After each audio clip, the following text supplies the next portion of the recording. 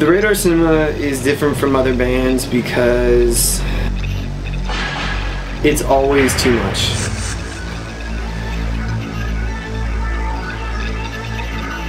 We're more of like a collection of artists, I think, in other ways as well.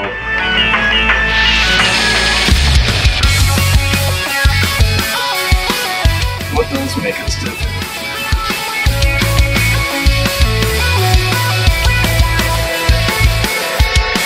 Make changes like you've been down to where we go when we're all alone. I really don't know.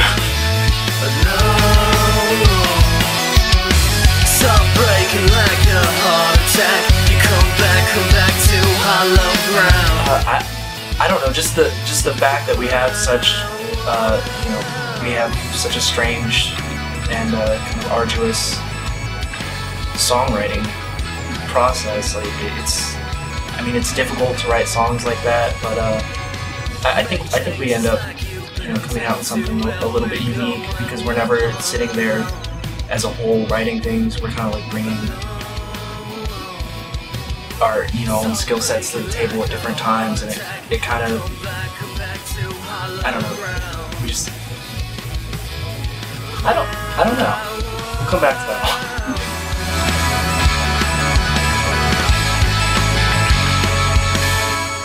Makes the Radar Cinema different from other bands? Nothing at all.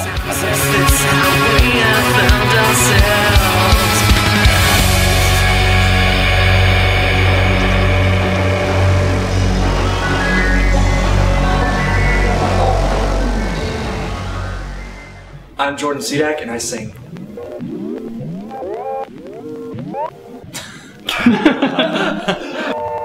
I'm JP and I play keyboards. I don't remember Pete. Everyone always talking about Pete. Oh man, you don't remember the episode where Pete sticks the president up his nose? I have no idea. I'm Will Duckworth and I play guitar. I'm Nick Laws. I play bass.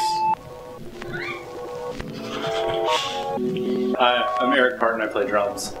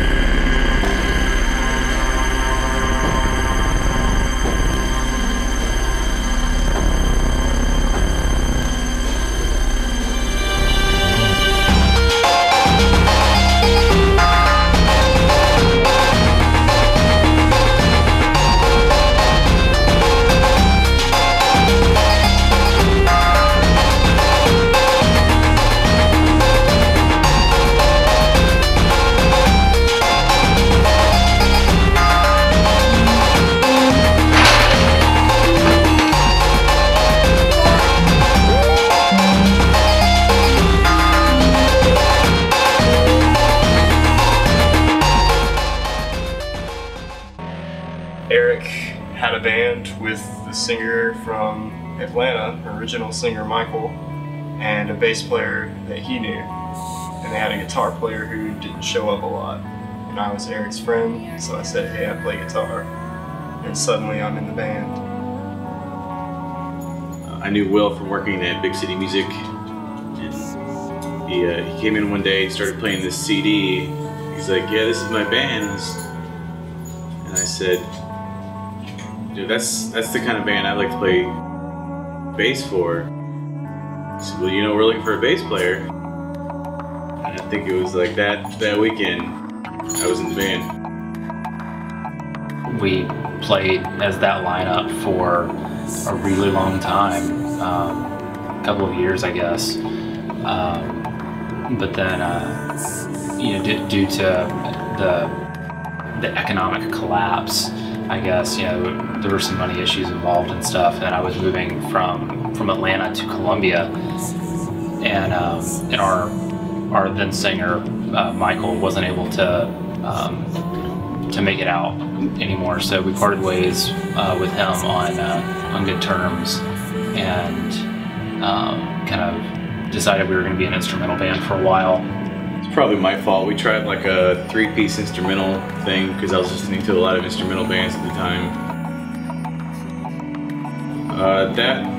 That's a really hard thing to do, and I respect bands that can do it. I don't think that we were one of them.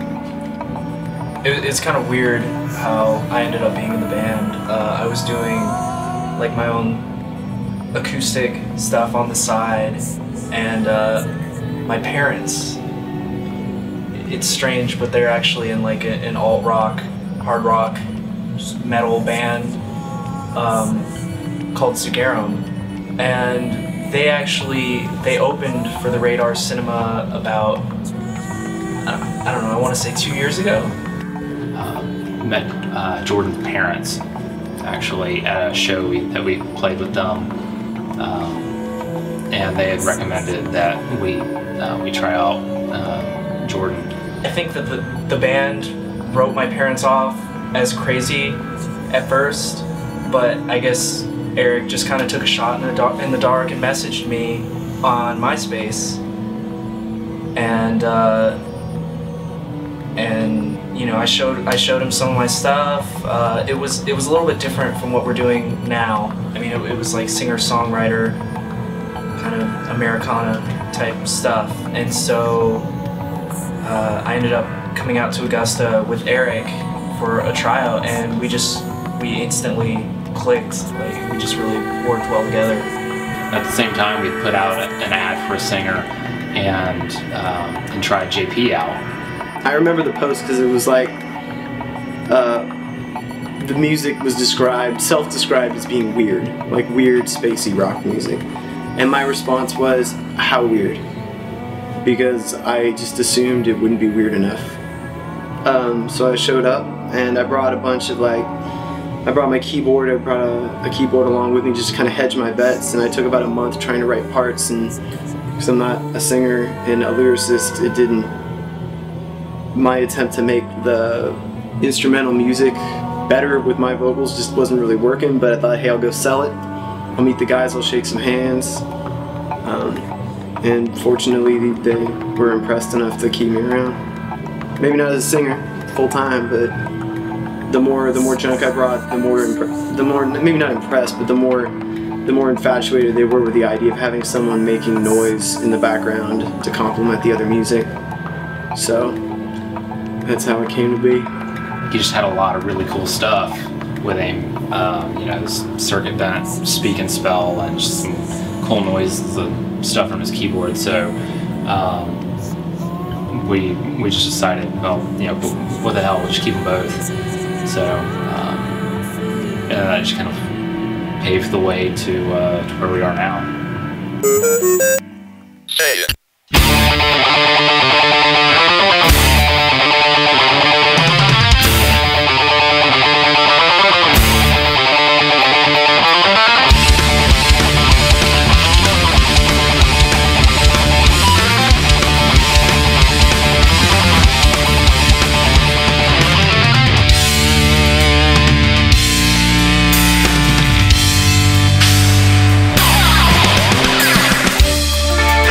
True.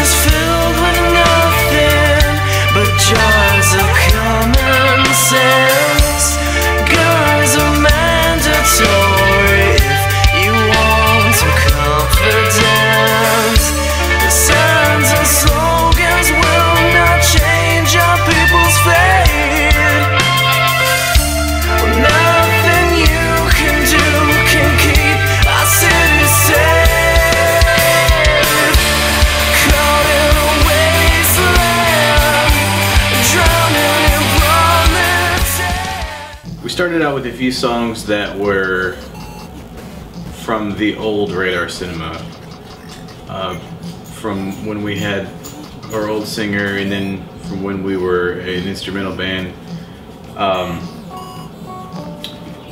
And a lot of those have stuck around. Some of them have been chopped up into other pieces for other songs. But a couple of them, like The Arduous Climb and Pariah, have sort of morphed from what they once were in our previous iterations. Then there are other songs like The Drifter, which was the first thing that we ever collectively wrote. I think we were definitely in a hurry to try to get some material out there so we could let people hear what we were doing. Pretty much from the beginning, when JP and Jordan joined the band, we started recording. The way it worked, I would track the song at my club, Sector 7G, and then JP would take the files to his Suckerfish Studios and sort of make them amazing sounding. And then we released that as Bob versus the Apprentice. So named after a CD-ROM Scrabble game. But anyway, and that was good. We didn't ever really do much as far as to release it. If you have an actual physical CD copy of that, hang on to it. There's not that many. And then almost a year later, we met Morgan Parham, and he was like, "You guys have to come record at my place." And we all kind of rolled our eyes, because I know, like, Nick and I, we've been thinking for years, why pay for something that's really not going to be much better than the stuff we can do ourselves? But we were really impressed with how he did things, and he was really efficient. We were all really hesitant to bring somebody else into the process. We weren't sure that somebody else was really going to get it, and we were afraid somebody was going to overproduce us or tell us that we can't do that, we can't use those noises, it's just too weird, nobody's going to get it. But I think he really understood what we were going for. Morgan has been sort of the fifth Beatle, if you will, and he's really sort of helped us achieve this vision that I think we're all going for musically. And it's great to have an outside ear, to help us decide, what it's going to sound like. And we really couldn't ask for anything more from him. I mean, I think he's given us a product that we certainly wouldn't have gotten on our own, and something that is as good as anything that you're going to hear from a band like us. Are you guys ready? Yeah. All right, Snuggle Up track 1. Let's go.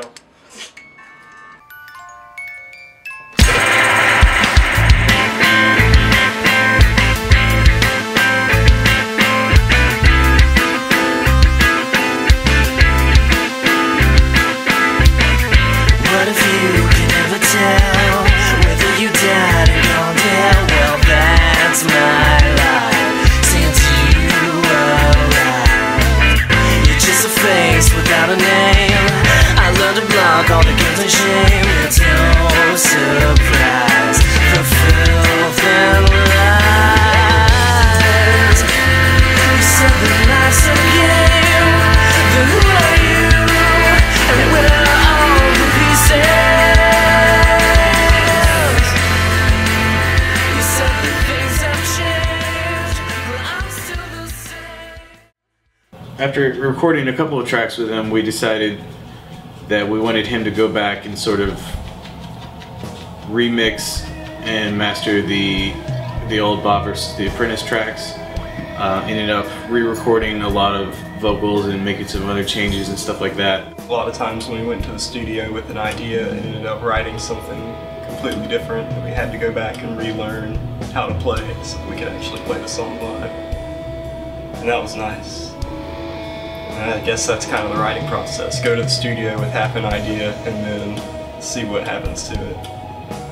It's been really non-traditional because we have two members that live in a different state. Eric and myself, we live in Columbia, South Carolina, and so it's about an hour and a half, give or take, drive up to Augusta. So we only get to, get together, at best once a week. And so songwriting, we haven't had a lot of time to write the songs together, so we end up doing this process that we call quarking, which it's how we wrote the song Quark, where we kind of pieced it together from just different ideas that everyone had, and we never actually played the song until it was finished. It was pretty much all conceptual. Like, we were all just sitting in a room, saying, well, this is what we should do here, and this is how we should do it. And then, like, finally it all came together at the end, and that's been pretty much how we write all of the songs. Like, it'll be I'll have a melody, or Nick will have a bass line, or Will have a guitar part, JP will have a keyboard part, and they'll kind of like shoot it out to the band, and we'll discuss it, we'll critique it, we'll change it, we'll mold it into what becomes the final song. And it's a difficult songwriting process. It's strange.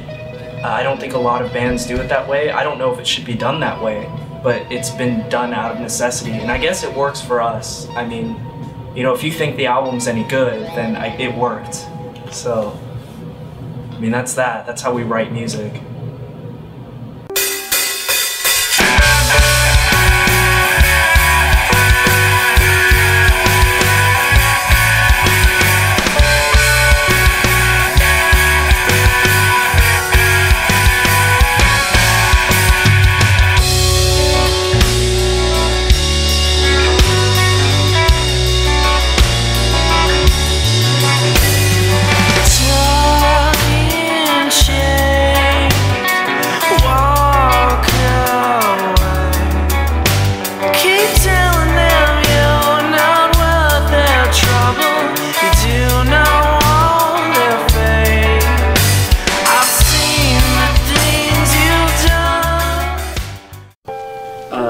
The two bookends, Antediluvian and Preparations. I did those two I did myself, and the other two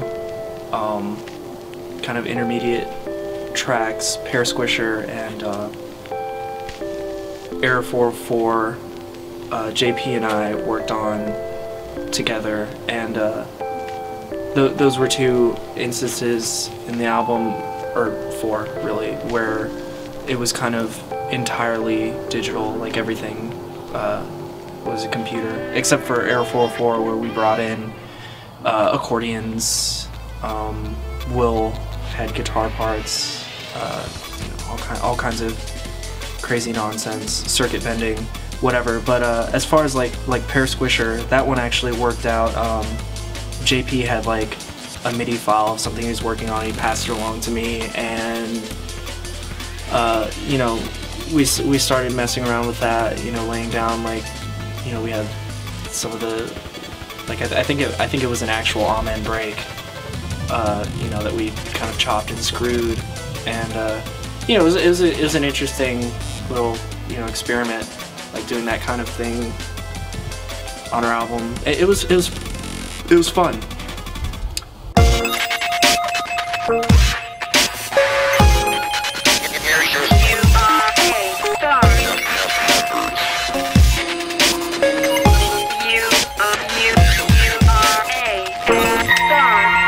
What is the difference between a human and a machine?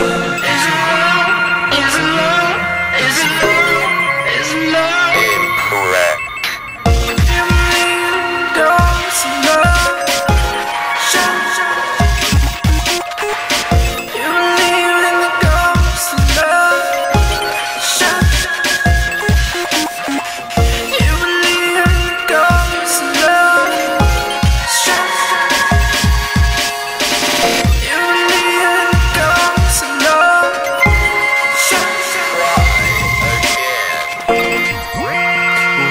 is the difference between a human and a machine? Is it love? Is it love? Is it love? Is it love? You believe in the ghost of love. You believe in the ghost. Super Ghouls and Ghosts was an old Nintendo game. Or I'm not even sure if it was Super Ghouls and Ghosts. Was it Super Ghouls and Goblins? It was one of those. We got the idea for the album title, and we realized that that relationship, the bird and the worm, kind of carries throughout the whole album. I mean, in a way, it's almost like not a tribute, really, but more just. I mean, really, it's an awareness. It's an awareness album.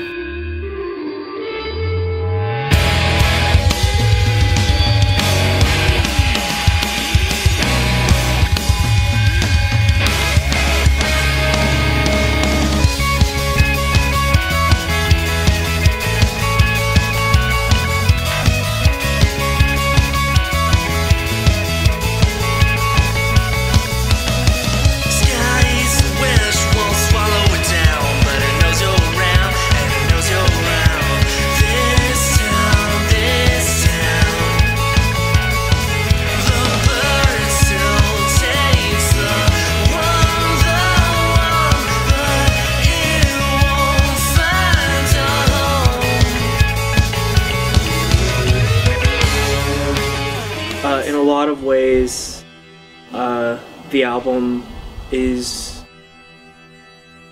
deeply personal to me, particularly Consignment. At the time that we wrote it, and we pretty much wrote it in the studio. At the time, I was going through a pretty bad breakup, and I know, like, on its own, that's kind of cliche, but I tried with the lyrics. I tried to go a little broader than that, and kind of convey the sort of feelings that everyone feels when they're getting out of something difficult like that, and when they feel kind of betrayed by someone or left behind by someone. I think that the meaning behind the songs gets kind of left up to the singer or the lyricist or whoever's writing the vocal content, and how that's interpreted by the audience has a lot to do with what they write. And because I'm not writing for this band, like, the meanings behind the songs kind of is lost on me. I get really focused on tones and melodies and chords and, you know, the technical bullshit behind the instrumental parts. And just kind of let Jordan do his thing, because it's never distracted me, it's never made me unhappy with the final product. But the song Quark, I remember just being shocked when I kind of figured out what he was singing about, because as far as I can tell, it's about a rape and how alone the victim becomes, even with, you know, the support that you could expect. You know, God wasn't there, he didn't care. He closed the curtain on the act, this horrible thing. And I was just thinking that, you know, he really is a lyricist who puts a lot of time into things, and the meaning behind that song just comes from such a dark and emotional place that I was really glad that I could be in a band with someone like that, because I could never write anything. I could never impart that meaning. So Quark had a meaning that really touched me. I actually have friends who have been the victims of violent sexual assault, and it's a terrible thing. And I mean, without just saying that that's what the album is about, that's what the album's about, basically. And that's that you know, that's where Bird Meets Worm comes into play. I find that when I went back and actually learned what the hell Jordan was singing about in most of these songs, that they were usually meaningful reflections, a lot of times about like empowering women, kind of the traditional feminist perspective. But Quark in particular, because I've been working in social work with victims of one kind or another for about 3 years now, and that work has touched me deeply. The people I've worked with have been a big part of my life and my motivation to get up every day. And that song could be a theme song for many of them.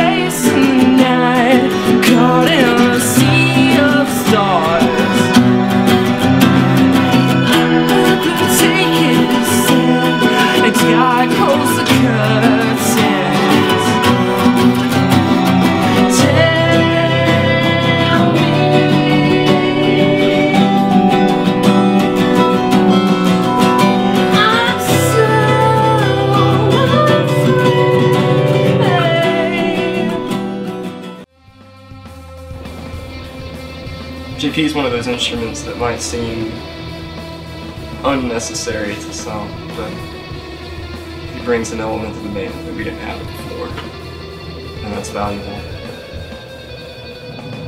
So JP and I, we both have pretty extensive background in electronic music, you know, of all types, and so I think we bring a lot of that to the band. That's an element that was missing from the picture before we joined up, and we've added a lot of that. I mean, we're very heavily into production, into circuit bending, you know, synthesizers, and that's something that we can kind of work together on, and I think that's something unique that we bring to the table.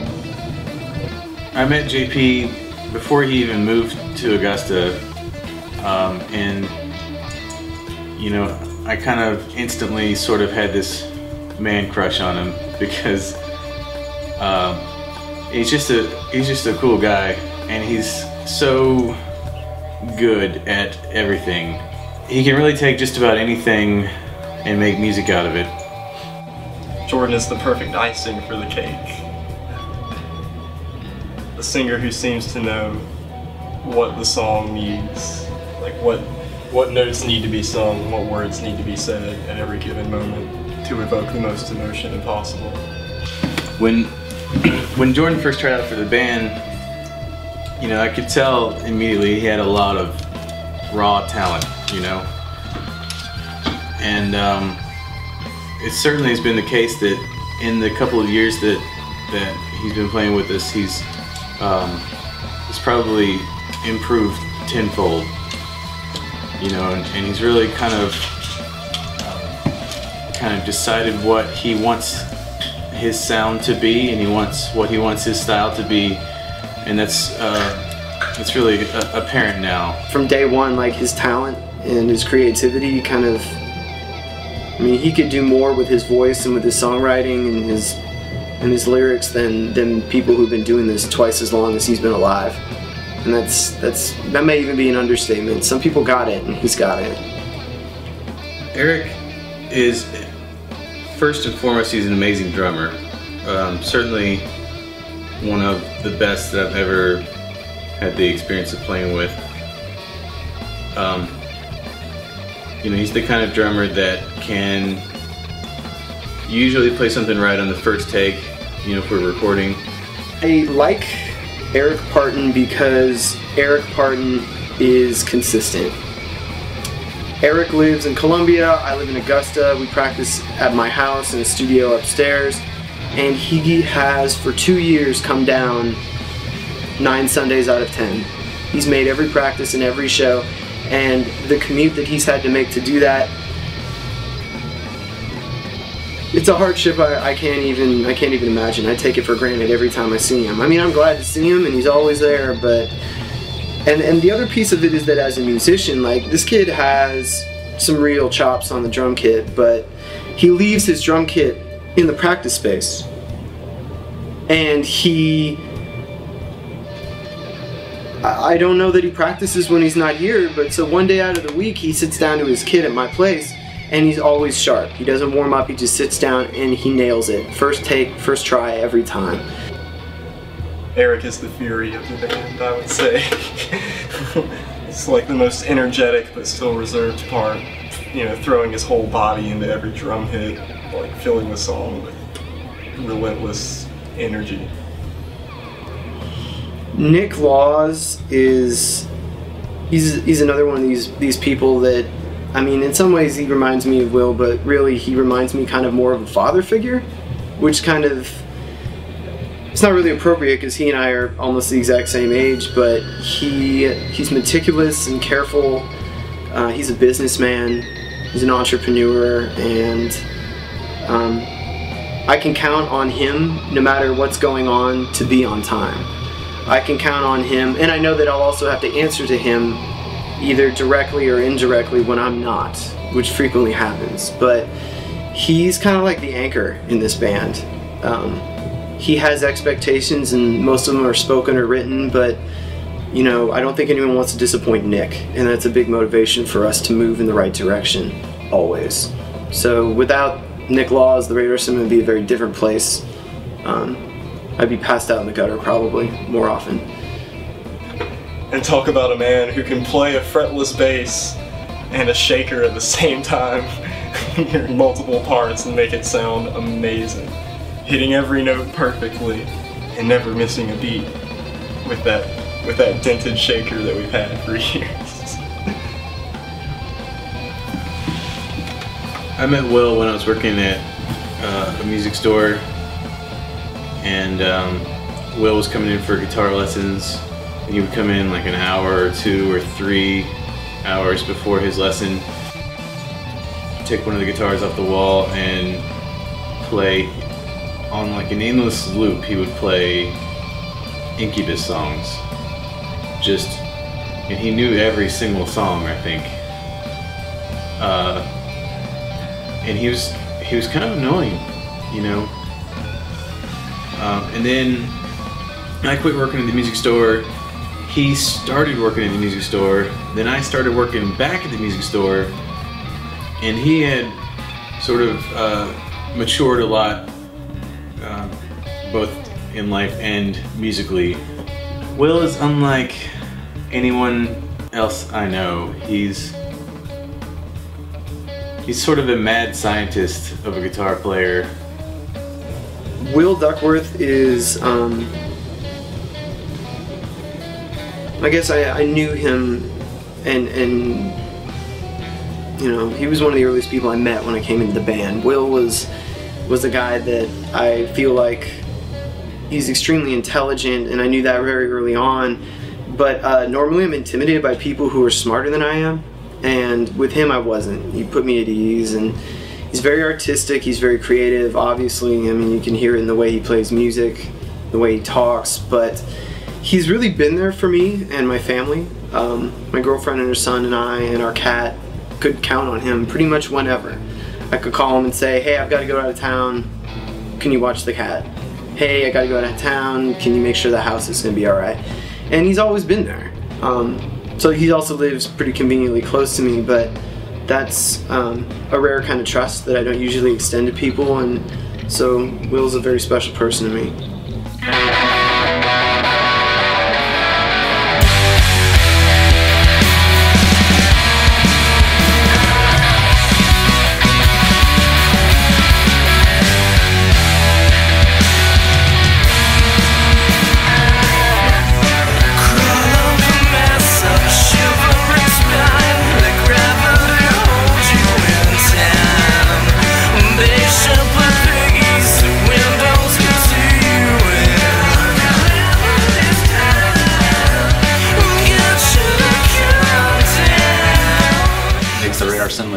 other bands? Nothing at all, I think. I think we're probably just like every other band out there. But I think we're headed in the right direction.